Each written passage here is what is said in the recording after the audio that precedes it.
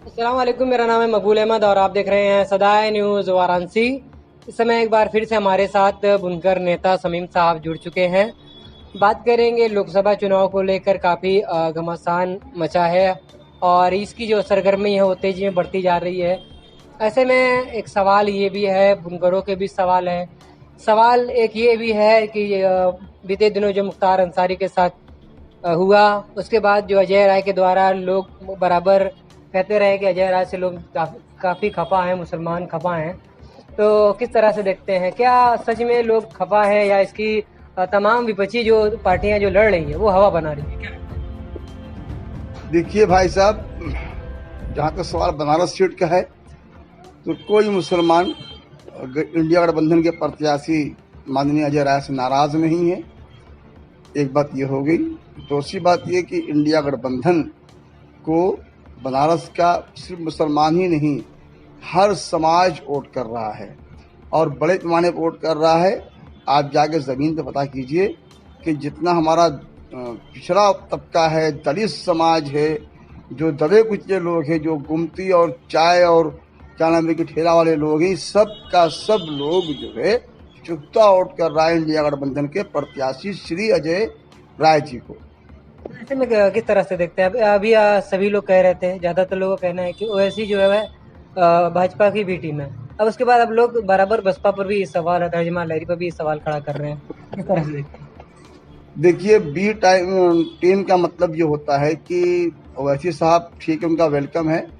वो भी हमारे समाज के से बिलोंग करते हैं, लेकिन इनके साथ यही मामला रहा है कि जहाँ से चुनाव हमको जीतना होता है ये अपना प्रत्याशी खड़ा कर देते हैं बीजेपी को फायदा पहुँचाने के लिए।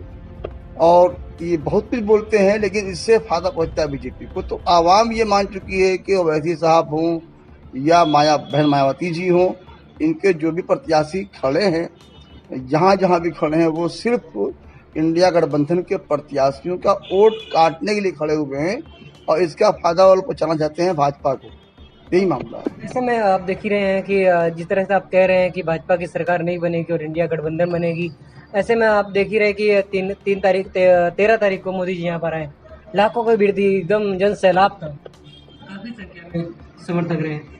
देखिए, जो मोदी जी यहाँ तशरीफ लाए 13 तारीख को, नॉमिनेशन का था 14 तारीख को, तो मैं बता दूं आपके चैनल के माध्यम से और आपको बता दूं और आवाम को भी कि पूरे पूर्वांचल से 15 से 20 जिले के लोग उस दिन बनारस लाए गए थे और उनकी भीड़ में 5 से 7% लोग बनारस के थे जो सिर्फ देखने गए थे उस मंजर को, न कि उनके वोटर थे। ठीक है। और मोदी जी भाई, उनका भाई देश के बादशाह है, तो वो उनके पास पैसे की कमी तो है नहीं, तो पैसा खर्च करके बुलाया जा रहा है। और ये तो मीडिया में भी आ गया कि हाँ, तमाम लोग कह रहे थे।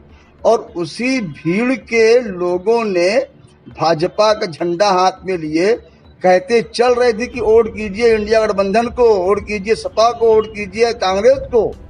ये लोग कह रहे थे, उसी भीड़ में से लोग कह रहे थे। आप कहाँ है, पता कीजिए उसका वीडियो, आप दे देंगे वीडियो उसका, लोग क्या कह रहे थे। बहुत ये की भीड़ में मतलब एनडीए भाजपा के जुलूस में या जलसे में या भीड़ में इंडिया गठबंधन का समर्थन हुआ है। जी जी, बिल्कुल बिल्कुल, लोग कह रहे थे। इसका तो बाकायदा वीडियो दिखा देंगे अगर किसी को एतराज इस बात का है तो। और जहाँ तक सवाल मोदी जी का है, तो मोदी जी बहुत ही अच्छे आदमी हैं, चाहे जहाँ जाते हैं उनकी बात करते हैं। अभी हम बता दें आपको, बनारस भी आए तो बोले कि हम तो सबका सम्मान करते, सबका धर्म का सम्मान करते हैं, हम ताजिया जाती रहे तो उससे नीचे से आते जाते रहे, वगैरह वगैरह। मैं बता दूं आपको, तीन चार तरह बाइट की है आदरणीय मोदी साहब की। अभी ये गए थे राजस्थान, वहां जाके मुसलमानों को इन्होंने घुसपैठिया कहा। वहां जाके मुसलमानों को के बारे में इन्होंने ये कहा, पहले तो कहा कि जितने ज्यादा बच्चे होंगे, अगर आप कांग्रेस को वोट देंगे तो जितने ज्यादा बच्चे होते हैं उनको वोट कर देंगे। ये लोग आपको छीन लेंगे, महसूस छीन लेंगे आपका ये लोग सामान, घर 2 है तो एक घर छीन लेंगे, वगैरह वगैरह। और ये यहाँ घुसपैठी हैं, तो उन्होंने वहाँ राजस्थान में मुसलमानों को घुसपैठिया बनाया, मुसलमानों को बहुत कुछ बुरा भला कहा, यहाँ तक कहा कि वो आपका मंगलसूत्र छीन लेंगे। और तरह की बातें, बहुत सारी बातें ये कहा। ये भी कह रहे हैं कि ईद के मौके पर उनके यहाँ खाना नहीं बनता था। और बता रहे हैं ना भाई आपको, अभी तो शुरुआत मैंने किया है ना, तो वहाँ बता रहे थे आदरणीय मोदी साहब की मुसलमान घुसपैठिए हैं, मुसलमान के ज्यादा बच्चा पैदा होता है। मैंने एक सवाल किया था आपके छाया चैनल के माध्यम से कि आदरणीय मोदी साहब, आपके 6 भाई बहन हैं और हमारे 5 भाई बहन, बताएं आपके बच्चे ज्यादा किससे पैदा होते हैं। दूसरी बात ये कि वहां तो ये बोल के आए मंगलसूत्र और घुसपैठिया और ये वो मुसलमानों को, अब कहीं और जाते हैं तो बताते हैं अलीगढ़ में गए जब वो, तो कहने लगे कि मैं तो अलीगढ़ का इतना बड़ा वो हूँ कि जहाँ तक मुसलमान जाते थे हमारे इलाके में अलीगढ़ का गढ़ का ताला बेचने के लिए, तो हमारे घर वो पैसा रखते थे। हमारा रिश्ता अलीगढ़ से बचपन का है, बचपन में देखा करते थे, हमारे यहाँ पैसा रखते थे, व्यापारी आते थे और हमारे यहाँ हम लोग खाना खिलाते थे, हम उनका भी खाते थे, वगैरह वगैरह बात करके आए अलीगढ़ में वहाँ के मुस्लिम वोटरों को। बनारस में आए तो यहाँ बतियाने लगे कि हमारे यहाँ तो ईद पर खाना ही नहीं बनता। जितने हमारे गांव के मुसलमान लोग हैं वो लोग ईद के दिन सेवइयाँ और खाना हमारे यहाँ लेके चले आते हैं। हम लोग उस दिन खाना नहीं बनवाते, हमारी माँ खाना नहीं बनाती और हम लोग जो है वही खा कर जिंदगी जीते हैं। हमारे रिश्ते बचपन से हमारे मुसलमान भाई होते, बहन होते हैं। और बनारस में कहने लगे कि बुनकरों के हम हितैषी हैं, मुसलमान के हितैषी हैं, हम ताजिया जाती है तो उसकी इनके साथ ही जाते हैं श्रद्धा के रूप में। ये किस तरह की बात करते हैं आदरणीय मोदी साहब, कौन कौन सी बात करते हैं।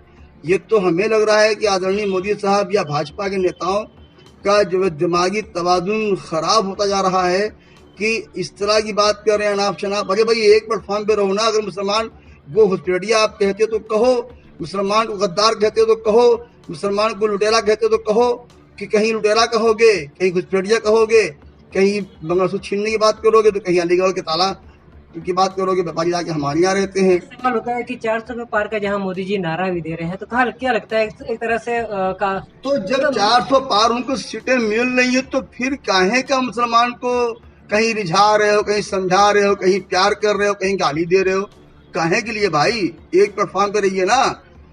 और देश का मुसलमान देश के साथ है, देश के संविधान के साथ है।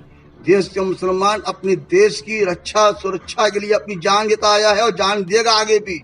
और मुसलमानों को आपके कहने से नहीं हो जाएगा कि हम घुसपैठिए हैं। हमारे पुरखों की यहाँ विरासत जमी हुई है। हम हमारे आज से मुसलमान इस देश में नहीं है, एक कदीम जमाने से यहाँ मुसलमान देश में, मुसलमानों का बहुत यहाँ पर उनके पुरखों का बड़ा मामला है देश के अंदर। चाहे वो आज़ादी का जमाना रहा हो, चाहे कोई जमाना रहा हो, हर वक्त जब जब जरूरत पड़ी हिंदुस्तान को खून की कुर्बानी की तो मुसलमानों ने आगे बढ़ के कुर्बानी दी अपने देश की रक्षा के लिए, सुरक्षा के लिए। हम लोग किसी मोदी साहब के सर्टिफिकेट के मोहताज नहीं है कि हमको सर्टिफिकेट दें कि हम घुसपैठिए हैं कि हम देशभक्त हैं। बहुत अच्छा लगा, बड़ी विभागी से बयान दिया है शमीम साहब ने। मिलते हैं अगली अपडेट में। चैनल पर नए हैं तो चैनल को लाइक करें, सब्सक्राइब करें, दोस्तों में शेयर करें। हमारे साथ खास रिपोर्ट कर रहे थे समीर साहब। तो मिलते हैं अगली अपडेट में।